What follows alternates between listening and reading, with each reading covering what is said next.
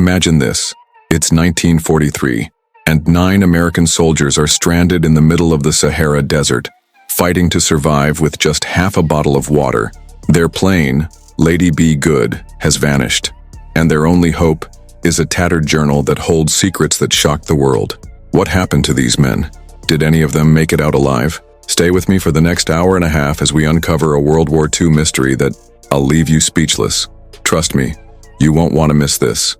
Yo, what's good everyone? Welcome back to the channel. I'm Ampod, and today we're diving into one of the wildest stories from World War II, the mystery of Lady Be Good. This isn't just some dusty history lesson. It's a tale of bravery, desperation, and a discovery that blew minds when it was found. We're talking 9 American heroes, a lost bomber, and a journal that revealed the unthinkable. So, grab your popcorn, smash that like button, and let's jump into this epic 2025 deep dive. It's April 4th, 1943, and the world is at war. At Solash Airfield in Benghazi, Libya, a shiny new B-24 bomber called Lady Be Good is gearing up for its first mission.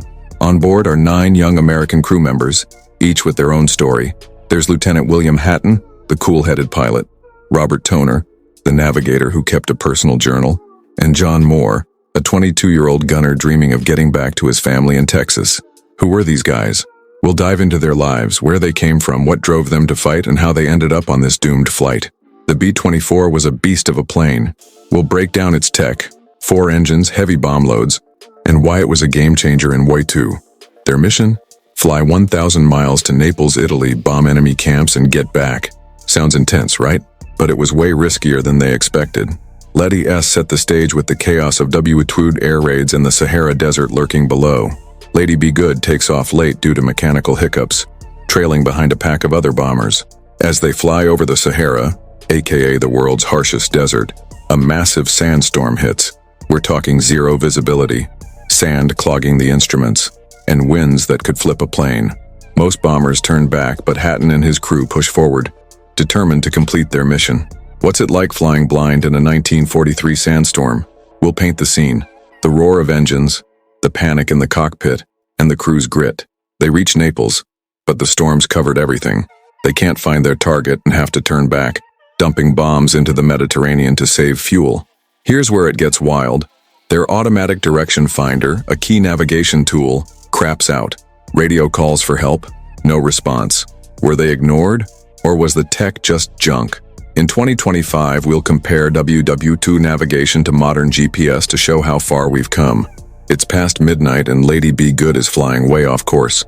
The crew doesn't know it, but they've overshot their base by hundreds of miles, heading deeper into the Sahara.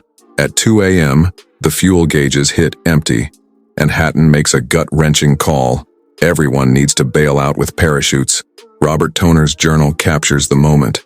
Sunday, April 4th, 1943. We're lost. Fuel's gone. At 2 a.m., we jumped into the desert. We'll read these entries like a movie script, bringing the crew's fear and hope to life. 8 of the 9 guys land safely, using revolver shots to find each other in the dark. But John Moore? He's gone. Did his parachute fail, or did he land too far away? We'll dig into the clues. The Sahara at night is freezing, and by day it's a 120-degree virus oven. With half a bottle of water and a few rations, the crew's in deep trouble. We'll talk survival psychology. How do you keep going when the odds are this bad? The crew, led by Toner, decides to walk north, thinking they're near the Mediterranean. Spoiler, they're 400 miles off, stuck in one of the deadliest deserts on Earth. Toner's journal tracks their fight. Tuesday, April 6, 1943. The sun's burning us alive. No planes, no hope. Thursday, April 8, 1943. Sandstorms everywhere. Sam's dead. Our eyes are shot. We'll add stories of other World War II desert survivors, like a British pilot who walked 100 miles, to show how insane this was. One crew member, Guy Shelley, splits off to find help alone. Was he a hero or desperate? We'll build suspense around his fate. For 2025 viewers, we'll tie in modern survival gear, like solar-powered trackers, that could have saved them, making it relatable to tech fans. Jump to November 1958.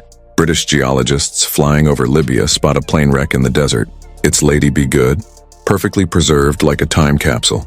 Machine guns, radios, even a thermos of drinkable tea still inside. But the crew? Nowhere in sight. In 1959, a U.S. Air Force team confirms the wreck. toner's journal found near the plane tells the crew's story. By 1960, search teams find 5 bodies 130 kilometers north of the wreck, then 2 more, including Shelley's, 38 kilometers farther. John Moore's body is never found. Why did this shock the world? These guys survived 8 days on 1 water bottle, walking 130 kilometers in hellish conditions. We'll explore the media frenzy and how it hit American families. In 2025, WWII stories are huge on platforms like Netflix and YouTube. We'll connect this to shows like Band of Brothers to hook viewers. The Lady Be Good story isn't just about loss, it's about resilience. We'll wrap up with how the crew's families found closure, or didn't, after the discovery, what their sacrifice meant for WWII and why it still matters. A 2025 lens. Could drones or AI have found them faster? We'll spark discussion for tech-savvy viewers. Viewer question: what would you do to survive the Sahara? Drop your thoughts below. This keeps engagement high. Wow, what a story, right? The Lady Be Good crew showed us what it means to fight against all odds. If this hit you as hard as it hit me, hit that like button and share it with your friends. Want more epic history? Subscribe and turn on notifications. We've got a wild story about a climber lost in the Himalayas for 43 days coming next. Comment below. What's your favorite WWII mystery? Thanks for watching, and I'll catch you in the next one.